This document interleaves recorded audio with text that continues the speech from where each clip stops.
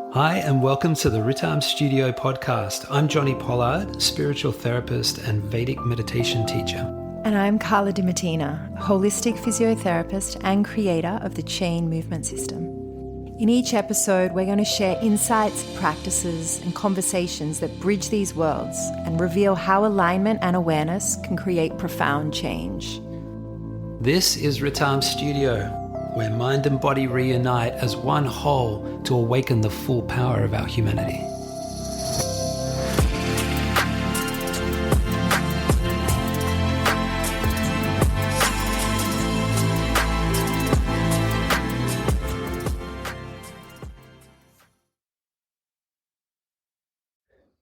Hi, Carla. Hi, Jonni. Happy to be here for a moment on the couch with you to talk about something that I think a lot of the listeners could relate to. Manhood. What it means to be a man. What is interesting to you in this conversation? About manhood. And being a man, what it means to be a real man.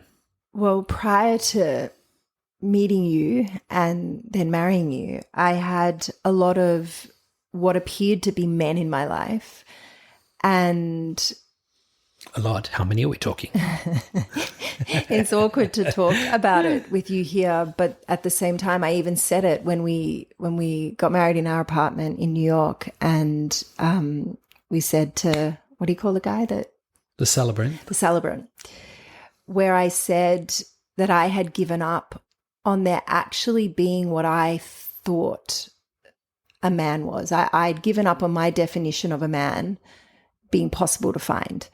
And I also said that you had redefined what it meant to be a man to me. Oh, that's nice. And based on my experience prior to you, I had a lot of men or guys, boys, that appeared like men. They looked like a man. They, were your big, tall, buff, make a lot of money, doing his thing, like rugged, you're typical on paper, that's the man.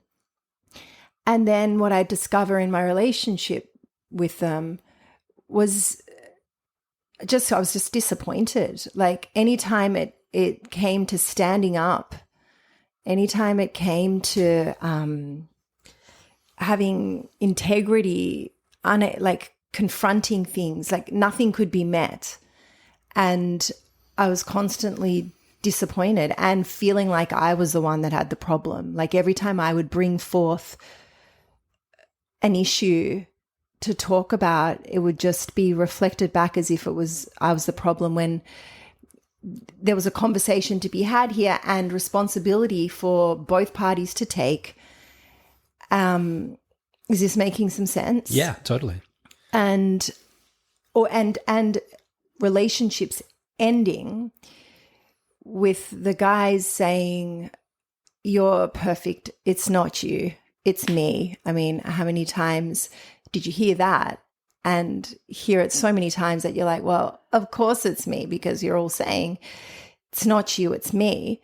And when you'd break it down, like, okay, well, what's happening here? Like one moment you're wanting me to be the mother of your kids and like showering me, so in love with me, flying everywhere to see me. And then the next minute gone.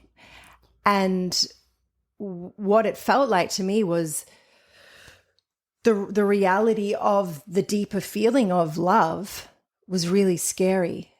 And what I represented, because, the guys I had, they were beautiful people inside. Like they were not, so superficial without depth. Like they had depth, they were awake.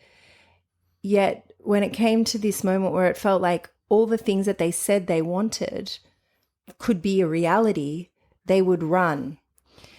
And I always wanted to know more, not because I wanted to keep them and have them back, but it was for me to understand so that I could move forward in other relationships and grow from what had just happened and understand what was happening inside him to make the switch. Like most of the time, all we women are asking for is an understanding of what's happening inside of you to create your actions, where And it just feels like the guy shuts down and runs when one moment they were an open book.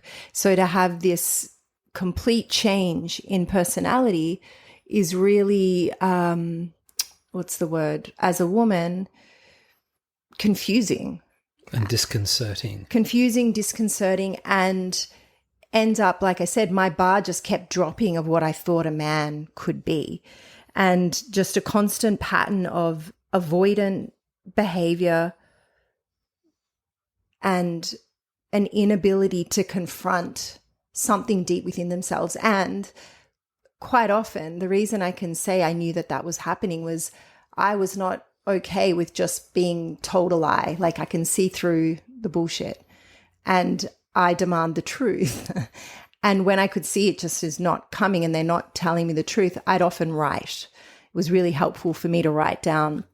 And sometimes, you know, back in the day of writing, I would post it and just let them sit on those words. Like, at least I'd had an opportunity to say my piece and for me to write what I think they were going through, and for me to say it and be like, you know, it may not be the case, but this is how it feels, and just leave it at that. I didn't need a response. But a couple of times I bumped into the man like a year or so later. And at that point, they were able to look at me in the eye and just be like, hey, I'm so sorry. What you said was happening. And I just, I couldn't deal with it then. You know, anything from, I don't think you're over your ex. And, and for them to be able to years later go, yeah, you're right. But I, you know, and so in those years, I'd done my own healing and moved on. But it was always nice when you see that person down the track and kind of get a nice little finish. A ribbon. Yeah. wrap that one in a ribbon. So, and I also have 4 brothers. I grew up with a lot of men, grew up with, you know, AFL footballers, professional athletes, always had a lot of what looked like real men around. And you are very different from the men I've dated in the past. In so much as that I'm not 6'7", built like a brick shit house. And you look different for sure. But you're different in that you're everything I ever thought was possible to have in a man and some. And I think it'd be really nice to share what your definition of a man is.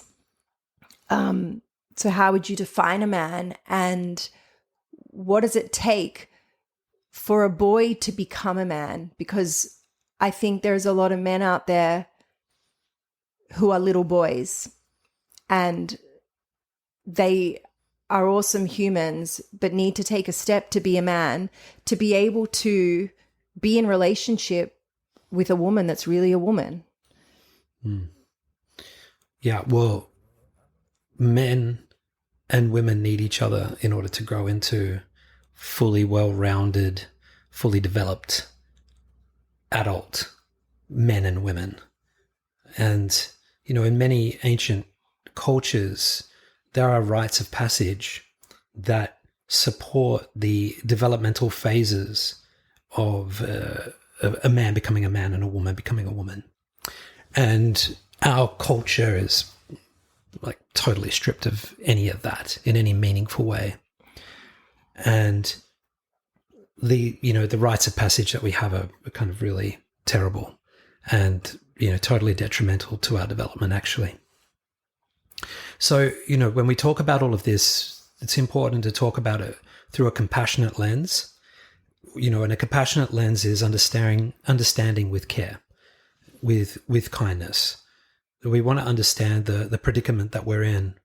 And it is a real predicament. It's, I think, one of the most significant contributors to the way in which the world is the way it is. I say that the core of the world's problems are parenting problems.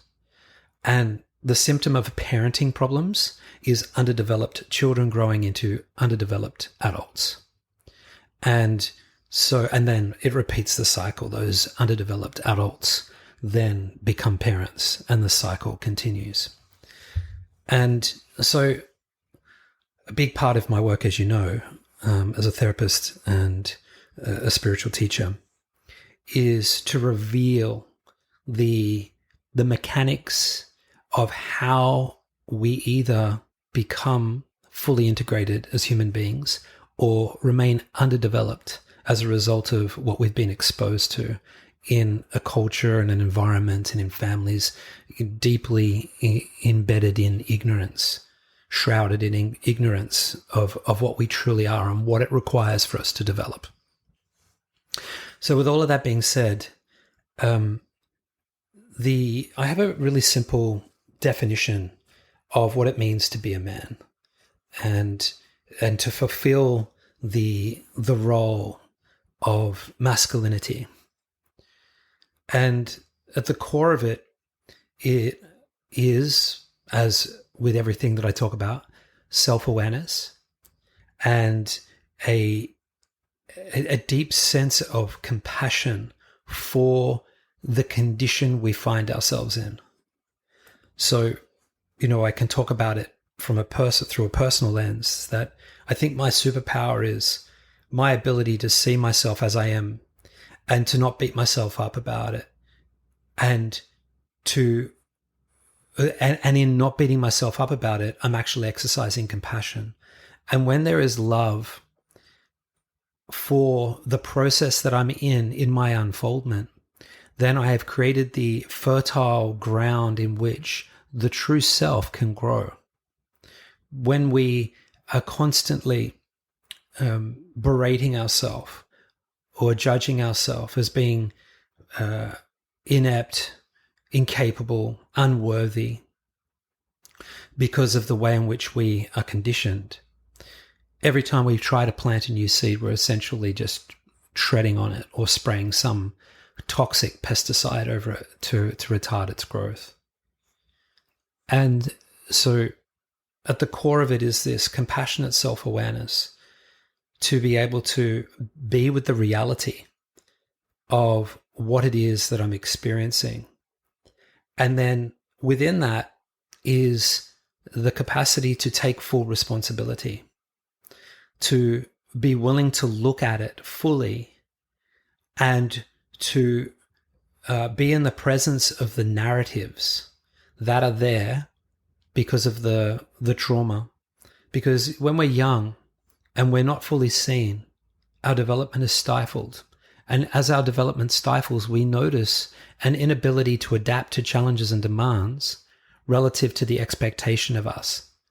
So we have expectations of us to respond and be responsible in a particular way. But because we haven't developed sufficiently, we're incapable of meeting those responsibilities. And what that generates is an erosion in our confidence. Over time, as we find ourselves confronted with certain circumstances and we don't have the means, either the emotional intelligence, the willingness or the capacity to sit in the discomfort, if it's too triggering to our trauma, we're going to avoid it. And that is going to create circumstances that are undesirable and probably hurt other people. So the story that you shared, the front end of this, is exactly what I'm talking about. These responses that these men that you were with, getting to a certain point in a relationship with you, they reach their ceiling. They have a capacity limit in terms of being able to look at themselves, be with themselves, take responsibility for what's going on, and not abandon the relationship to confront this. And for them, it was too painful, too confronting. It's just way too much for them to stay in a relationship dynamic, be seen, be held accountable. The little boy was still driving the program and the choices. And this is the case for most men. So the capacity to take responsibility, to confront the narratives that are there, and they're layered: shame, guilt, unworthiness, lack of capability, the belief in a lack of capability. I'm just not capable of this. I just don't know how to deal with this. I can't deal with this. It's easier for me to forgo this beautiful woman and this relationship and just get out of here. You know, they've been exposed. And what is being exposed is the core of their wound, which is, I'm just this helpless, useless little boy that doesn't know how to deal with this stuff. And, you know, if they've got good looks and some talent to generate wealth, then they'll generally go and choose, you know, activities that are going to distract and soothe their wounding rather than confront the wounding. You know, if they've got that capability, that's what generally happens. It's like, oh, yeah, no, this is getting a bit real for me. I'm just going to go and, you know, preoccupy myself with greater superficiality so I don't have to deal with the reality of what you're demanding. Why are you saying if they have good looks and wealth, that would enable that pathway more so than someone who wasn't as handsome or financially wealthy? Well, I mean, you know, it's just a fact that we trade on wealth and good looks. And, you know, if they're able to swap out a situation easy enough, you know, they'll go and do it. You know, a lot of people choose to confront things in relationships because they're like, well, this is really great what I have here. And, you know, you're worth it. Mm-hmm. And, you know, and this is a rare thing. This is a rare and beautiful thing. But individuals that, you know, are probably used to having women throwing themselves at them, men are going to be like, well, you know, in 3 weeks from now, I'll be in another relationship with another gorgeous woman, and hopefully she won't be as demanding and hold me accountable like you're holding me accountable, because I'm just not up for that right now. You know, they just want all the sexy stuff without the deep emotional connection. Well, they want the deep emotional connection. This is the compassionate lens. Ultimately, all of these men want this. They just don't know how to get there. And it's terrifying. And when they have to truly surrender to the feminine to lead them in that process, that is a deal breaker. It's just utterly terrifying for them. So, responsibility, confronting the narratives and overcoming those narratives is really important. And then defining what you are actually on about. What are your values? What do you really stand for? What's important to you? And then doing your very best every day to commit to that. And to be very honest in the areas of your life where these values are challenged and why. Why you would forego your values for what. And what is revealed in this process of holding your values very, very deeply in your heart and very at the forefront of your awareness is it reveals the path of healing. Because our values are the expression of our true self, who we really are. And if there is any aspect of ourself that is willing to sacrifice our values for something else, that something else is generally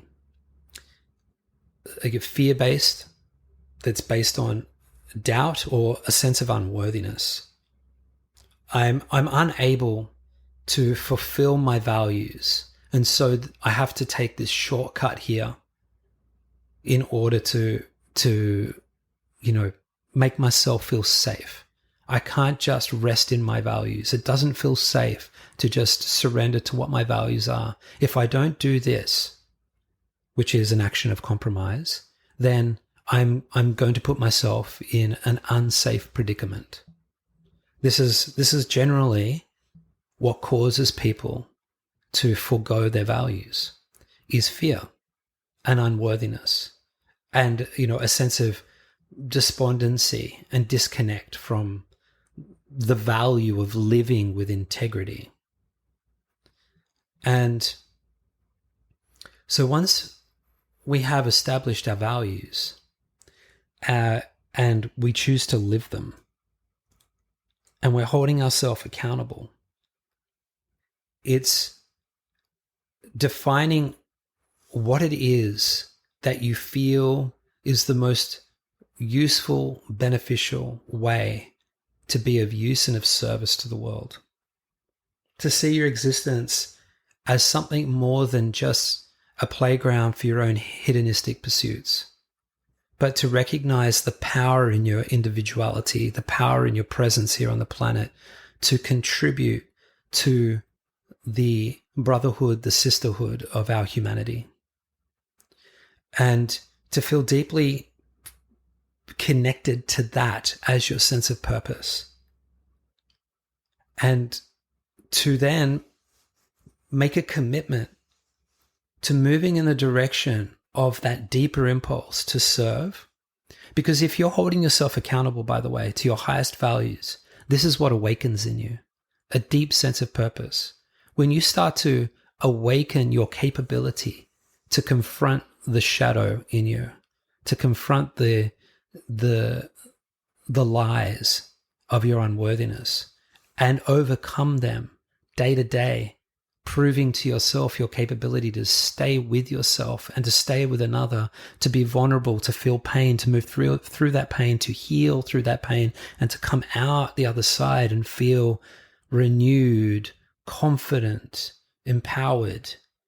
One starts to develop a much broader vision of their capability.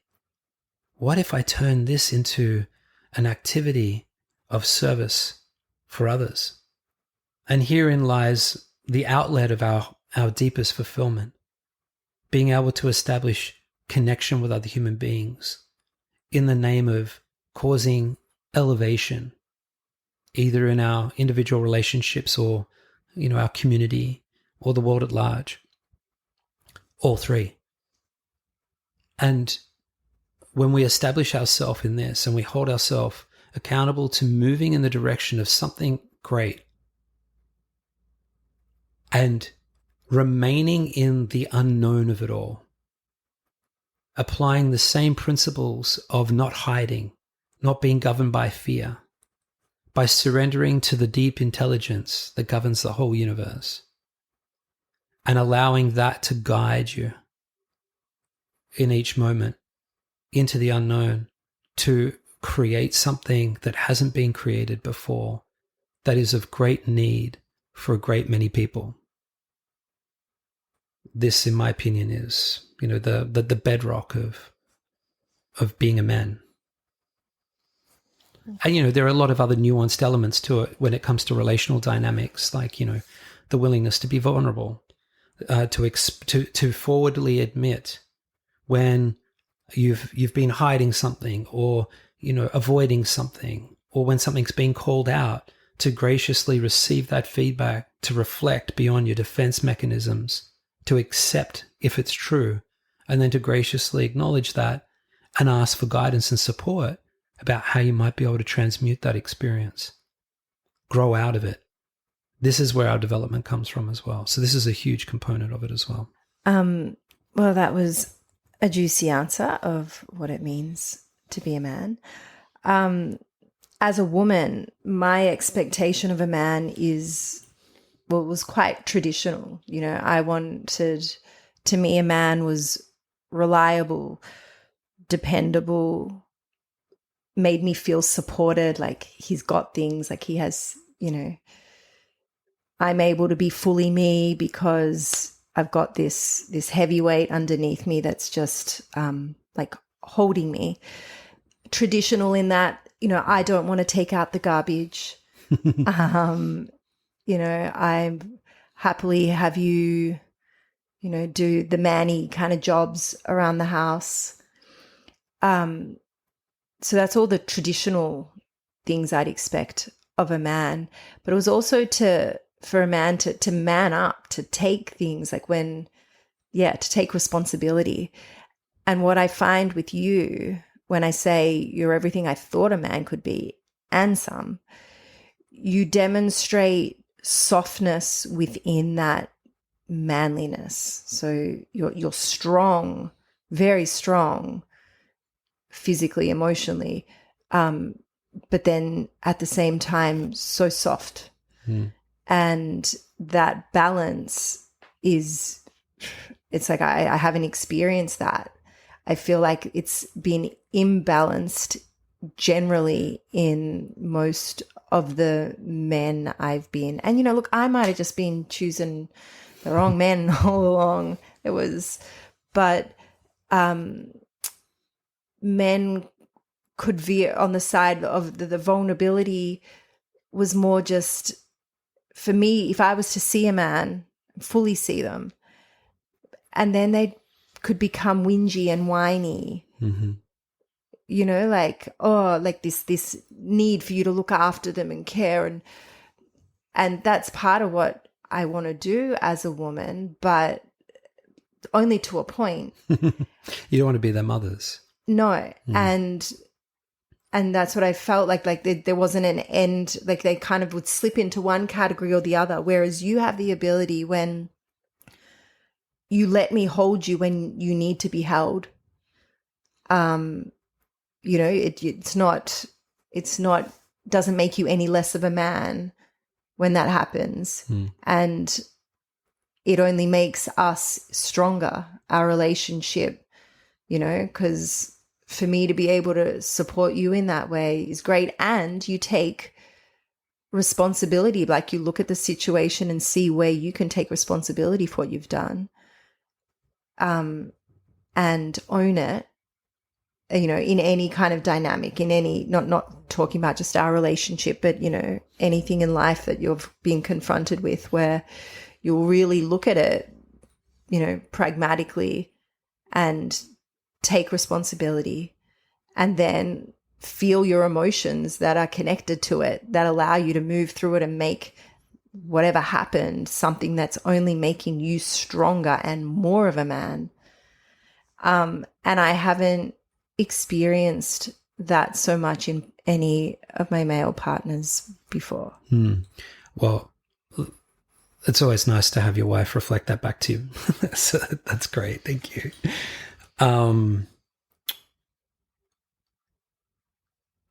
It's not common because it's an uncommon pursuit for a man to commit himself to understanding the complexity of the masculine-feminine interplay. So I would attribute all of those qualities that you described being the result of deeply inquiring as to what it is we are, what it is that I am, first as a human and then as a man, and what is my manhood made up of. And what I've discovered through my own personal experience and the study through the Vedas is that we can never understand the masculine in the absence of the feminine. That masculine and feminine are inextricably linked, and we can't actually understand one without the other. If we're looking at them in isolation, we're not understanding them, because we are never just masculine and we are never just feminine. It is a dance between the two of them.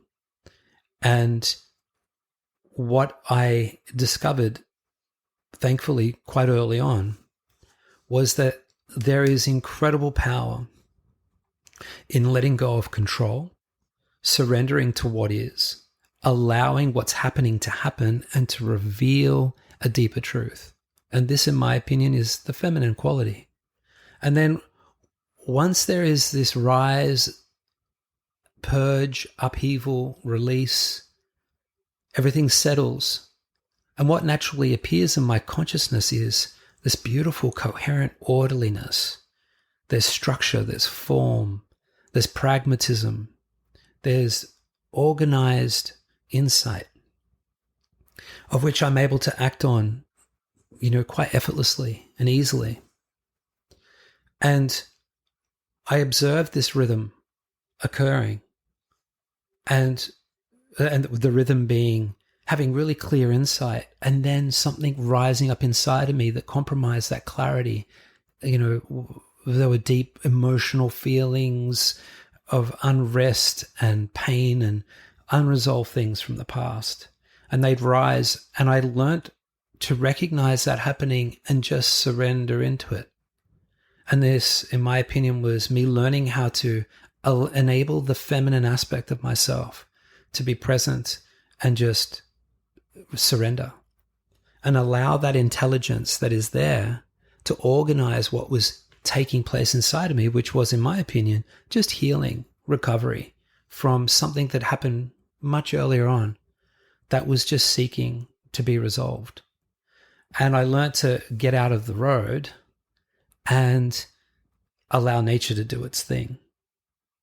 And so what you're describing, those attributes that you described, is the interplay between the masculine and feminine, and the way that they dance as one thing.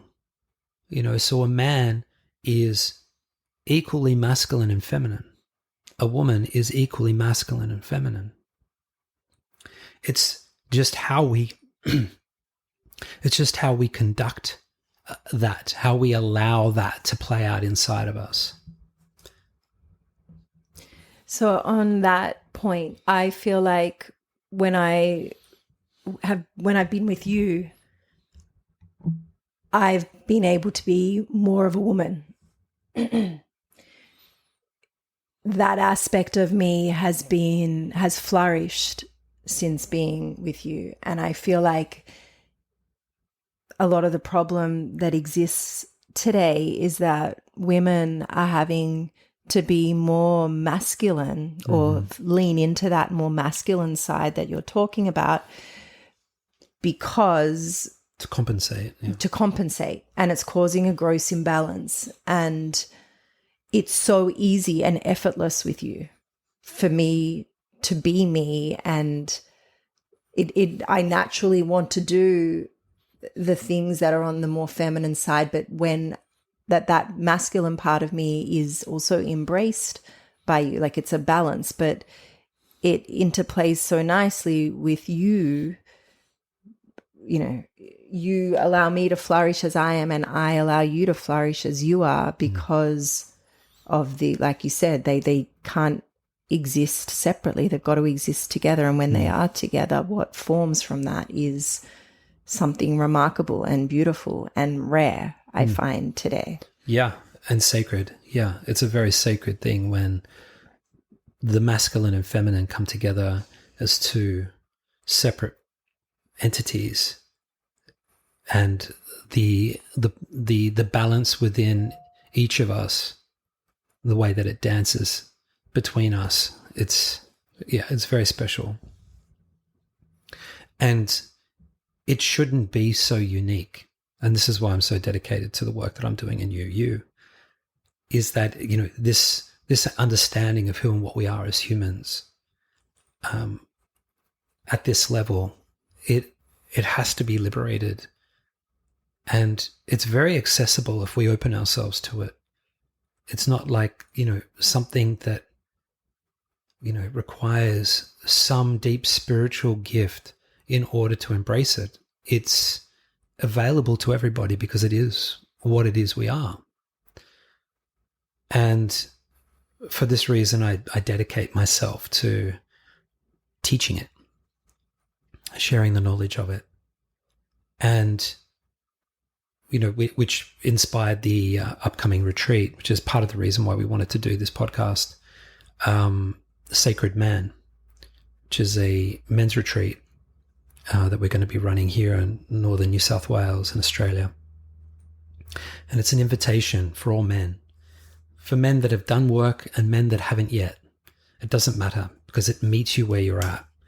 The process and the format that we run over the 5 days that we're together in nature, deep in nature, in a very sacred part of the Northern Rivers in Bunjalung country, is going to cause a profound transformation in the way in which the participants will see themselves, because we'll be doing it together and doing it very earnestly with a full heart, deeply committed to exposing ourselves to the tribe of men that are going to be there. And it's one of the most extraordinary, liberating things. A big part of what holds men back is shame. Shame about not being a man. Most men know that if they're primarily acting from their little boy, they know that, and they feel ashamed about that, and they hide it, and they try to overcompensate with bigger muscles and faster cars and whatever it is, more hair on their face, whatever it is that represents masculinity to them. They overcompensate to try and create an image of masculinity.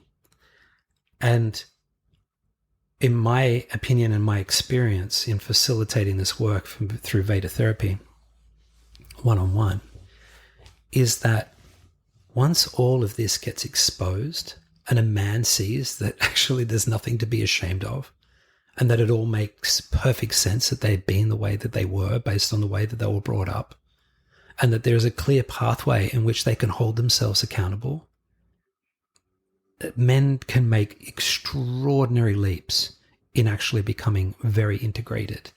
And what I mean by integrated is awakening to their feminine. So oddly, when we go on a sacred man's retreat, it's not just about embellishing what it means to be a man as far as your masculinity. It's actually leaning into our feminine qualities equally, if not more. In some instances, some men are overly effeminate and are too much established in their feminine and not enough in their masculine. And the process, takes all of that into consideration and supports those kinds of men as well. So yeah, it's all of talking about all of this is really great because it creates the context for why we're running this retreat. And it's something that's so important. And I want to be running these retreats as often as I can and creating the opportunity for men to come and expose themselves to themselves and to each other so that they can truly free themselves and become the people that they want to be in the world. You're saying right now, a real man wouldn't drive such a fast car, wouldn't have so much hair on his face, wouldn't have like super big muscles. But post this retreat, a real man could be the fast car driving, muscly, hairy guy because he's balanced it out. Totally. We should never gauge what a man is by what he looks like, what he owns, It's the quality of his presence, the power in his presence, the softness of his heart, the kindness of his eyes, the unrelenting, unshakable sense of what he believes is right, and his willingness to be ostracized, isolated, rejected by his peers in order to stand true in the integrity of his values. We only understand a man in those subtle domains, and to what extent he is able to sustain that. And, sacred man, let's say, this is the definition of a sacred man. And the reason why I call it sacred man is that when a man and a woman as well is established in themselves in this way, it is truly sacred because their presence becomes something so incredibly powerful and useful, meaningful, purposeful for their community and for the world at large. What we require is individuals that are deeply embodied in their values, that see themselves in an unshakable way. Their sense of self is structured in integrity. It doesn't matter what life throws at them. Yes, they might feel challenged, but at the end of the day, they always rise to the occasion and demonstrate what it means to maintain integrity and not sell themselves short. And these living, breathing, embodied examples is what we aspire to. And we need more pillars in the community that are this, that we and young men and women can look to, because women need good male role models as well. It's not just about men for men. It's about women for men, men for women, for the whole thing. And yeah, so in my opinion, it's just such an important thing that we need to be doing ceremoniously on an ongoing basis. You know, men need to be coming to these kinds of retreats every year and checking in. Okay, where am I at? How can I go deeper? Where can I go deeper? What am I not seeing? It's an opportunity to really grow and to take this whole becoming to the next level. So yeah, a man, you know, it's funny. The men that I know that I feel like are the most real men, they are so far from the typical, you know, one in that I have in mind is, you know, quite short for a man, not terribly muscly. And, you know, you might not notice him. But when you get to know him, you're just like, oh my goodness, this guy is such an alpha. Such a man. Yeah. In terms of, you know what I'm talking about. I know who you're talking about. Yeah. Yeah. And it's like. Can build his own house with his own two hands. Yeah. He can do anything with his own two hands. He can do anything. Yeah. He's got that capability. And you know, he's still discovering his feminine and everything, but you know, it's not the way that you look. And he has no chip on his shoulder about any of that. That's what makes him even greater in his stature. So yeah, it's and there is a lot of kind of, you know, hiding behind this kind of long hair, big beard, you know, stuff going on. It's kind of become trendy. Run the other way. She didn't mean that. Yeah. We just need to level up in our sophistication in understanding what it means to be men. And so for all you men out there, you know, if you're able to attend this retreat or any retreat that you know that is facilitated by somebody who's embodied in their masculinity, get along to it and continue doing this incredible and important work of unleashing what it means to be a man in the world right now, because there is a war against it. There is a real war against it. And it's so important. It's so important that there are men, embodied men, because I just feel like it take the edge off the women that are so anti-men. Mm-hmm. You know, like that would just help restore a balance that is needed. Yeah, and for men to be men, we need embodied women, and for women to be well-embodied women, they need men. And we need each other, and we have this responsibility. And you know, the call to action is just to continue deepening the authentic experience of yourself, the willingness to expose fear, the willingness to confront it, and to stand true in your values, take the higher path, but without the self-righteousness, with a deep, compassionate heart and understanding that we're all in this process of awakening and rediscovering ourselves. And it just requires us being, you know, gentle in that process, but also fiercely holding ourselves and each other accountable. It's that sweet balance between the two. All the details for this retreat are on the Ritam Studio website. That's right. www.ritam.studio. Also, you could sign up to our newsletter where you'll get more information about this. Yeah. And so obviously this content is evergreen. this podcast is being recorded in April 2025. The retreat is happening in July 2025, July 31st, actually, to the 3rd of August. And hopefully they'll happen. If it's successful, they'll happen every year. So if you've heard this and you've missed that retreat, just keep your eye out for the next one, whether it be 2026, 2027. Because I imagine we'll be doing these till we're old and grey.